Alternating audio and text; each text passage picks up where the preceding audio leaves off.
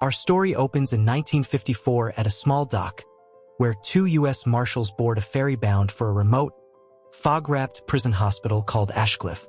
The senior marshal is Teddy. His new partner is Chuck. Their task: a patient has vanished from a high-security psychiatric facility, and no one can explain how a woman under constant watch simply disappeared. From the very first scene, the film leans hard into a queasy, disorienting mood. The boat rocks, Teddy looks pale and unwell, and the whole atmosphere feels slightly off. A subtle hint to first-time viewers that something about this reality isn't quite trustworthy. Staff tell them nothing like this has happened in the hospital's 100-year history. The lead psychiatrist explains the missing woman's case. Her name was Dolores, though hospital files list her as Rachel. Years earlier, her husband died at war, and grief slowly unraveled her until, one afternoon, she drowned all three of her young children in the pond behind their house. That act is what landed her at Ashcliffe, and despite months of treatment, doctors admit they've made little progress. She believes the hospital is her real home, and sometimes mistakes other people there for the children she killed. Teddy and Chuck head to her empty cell to search for clues. Tucked away, Teddy finds a scrap of paper referencing Patient 67. The head doctor claims no idea what it means. Frustrated, Teddy questions other patients and orderlies, but gets only evasive half-answers. The marshals learn the missing woman's physician is conveniently away on vacation, starting the very day she vanished. The timing doesn't sit right with Teddy, and his suspicion grows. The psychiatrist then introduces the marshals to the hospital's most senior physician, a German-born doctor. Hearing this, Teddy's demeanor hardens. He fought the Nazis in the war, and something about a German running this place rubs him wrong. The introduction turns tense and hostile enough that the doctor walks off. It's a small moment, but rewatching the film with the ending in mind, this flare of hostility says less about the doctor than it does about Teddy's own fractured state of mind. His wartime trauma is clearly sitting much closer to the surface than he lets on. That night, alone in his quarters, Teddy dreams of his wife burning alive as their home goes up in flames, echoing the real tragedy of her death. He jolts awake, shaken. With no solid leads, the marshals plan to leave, but a storm turns violent enough to strand them there for several more days. It's worth noting how often the film uses weather this way. Every time the plot threatens to wrap up cleanly, a storm, a blackout, or some other obstacle keeps Teddy trapped on the island, almost as if some deeper part of him doesn't actually want to leave. Using the extra time, Teddy questions the woman in the cell next to the missing patients, asking if she knows anyone named Andrew. She denies it, but as she leaves, she secretly scribbles a word into Teddy's notebook. It reads "Run," a silent warning to get off the island. Teddy ignores it and presses Chuck for anything on this Andrew. Chuck's answer stuns him. Andrew set the fire that killed Teddy's wife, one of several fires he was connected to before his arrest. Authorities eventually judged him insane rather than criminally responsible, and committed him here. Determined to confront the man who destroyed his family, Teddy scours the grounds for Andrew but finds nothing. He starts theorizing that the facility is secretly experimenting on patients, which could explain the disappearances. He confronts the head doctor about Andrew and Patient 67, but the doctor deflects, claiming the missing woman has already been found and returned. With the case seemingly closed, he tells Teddy he and Chuck can leave once the storm clears.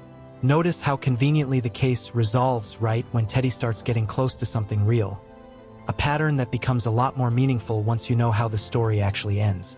Unconvinced, Teddy insists on seeing the returned patient himself. She offers nothing, no memory, no recognition, no coherent answers, which only deepens his suspicion of covert memory-wiping experiments. Wandering into a neglected section of the complex, he hears a voice and follows it to a man named George, someone Teddy instantly recognizes, though it's not yet clear how they know each other.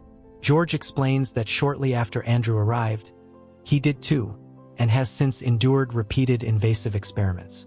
He's about to undergo a final procedure that will erase his past entirely. Asked where these experiments happen, George points Teddy toward the lighthouse at the island's edge. Teddy lays out his theory to Chuck as they head there, that the facility runs mind-erasing procedures on patients, which could explain the missing woman's blank state. Chuck is shaken and urges caution, but Teddy splits off to approach the lighthouse alone. This is one of the more heartbreaking details to catch on a second watch. Chuck's hesitation isn't him being a cautious partner. It's Dr. Sheehan quietly trying, one last time, to stop Andrew from spiraling further into his own delusion. When the path dead ends, Teddy doubles back for Chuck, but his partner is gone. Scanning the cliffs, he spots Chuck's body falling from a great height, already dead on impact. He scrambles toward the shore, but the ocean drags the body out before he can reach it. Grief-stricken and now certain the doctors are murdering anyone who gets close to the truth, Teddy climbs back up and notices a cave with light spilling from its mouth. He ducks inside. A woman has apparently been hiding in the cave for some time. She reveals herself as Rachel, the very patient Teddy came to find, though she claims she isn't a patient at all, but a former staff psychiatrist who opposed the hospital's memory-erasing methods, forced into hiding after the institution moved to silence her. Moved by her story, Teddy promises to protect her and expose the hospital.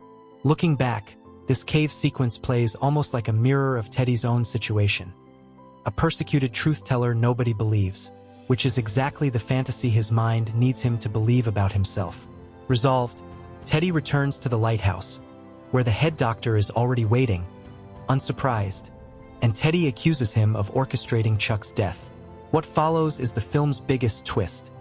The doctor walks him to a chalkboard covered in names and lays out the truth. Teddy isn't Teddy. His real name is Andrew. The Rachel from the cave isn't a missing patient. She's Dolores, his own wife.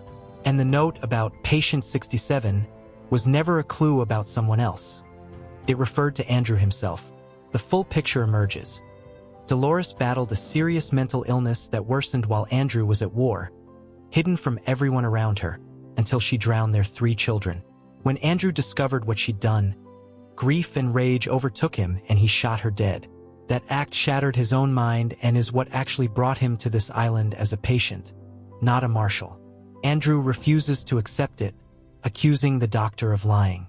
The doctor produces records showing Andrew has lived at the hospital for 3 years. The investigation was never real. Still unconvinced, the doctor brings in Chuck, alive and well, because Chuck was never a marshal at all, but Dr. Sheehan, Andrew's actual psychiatrist, who had been playing along inside Andrew's delusion to try to reach him. Sheehan walks him through fragments of his real history. None of it registers. Overwhelmed, Andrew pulls a gun and fires at the head doctor. In Andrew's mind, the bullet strikes true, but in reality, nothing happens. It's just another layer of the fantasy his broken mind has built. Everything the audience has watched through Teddy's eyes, the missing woman, the hunt for Andrew the arsonist, the cave, even Chuck's fatal fall, existed only inside Andrew's shattered psyche. None of it actually happened, which is also why every patient and staffer dodged his questions throughout. There was never a real mystery, only a delusion no one wanted to feed. This is the moment the whole film recontextualizes itself, and it's why so many people immediately want to rewatch it. Every strange glance, every hesitant answer from the staff, suddenly makes perfect sense once you know they were all quietly playing along with a very elaborate, carefully staged act of therapy. Even faced with all this evidence, Andrew still won't accept it. Sheehan escorts him to his actual room, which turns out to be room number 67. The following day, the head doctor returns to speak with Andrew and patiently walks him through more details of his real life before the breakdown. Piece by piece, memories start resurfacing, which is why he was able to instantly recognize George earlier, since George has genuinely been a fellow patient there for years. The doctor is thrilled at this breakthrough. It's the first real progress Andrew has shown in 7 months, and he begins recognizing people and places around him as his true self again. The next day, Andrew sits alone, lost in thought, when Dr. Sheehan approaches. The instant Andrew sees him, recognition flashes across his face, and he quietly urges Sheehan to get off the island as fast as he can. Disheartened, Sheehan reports this to the head doctor. Worried that Andrew has slipped right back into his delusion, he suggests it might be more merciful to go ahead with the memory-erasing procedure after all, letting Andrew leave behind his guilt and grief and start over with a clean mind. Reluctantly, the head doctor agrees, and orderlies are sent to bring Andrew in for the procedure. Before they take him, Andrew turns to Sheehan one last time and says it would be better to die as a good man who still remembers than to go on living as a monster who's forgotten everything. As he walks away with the orderlies,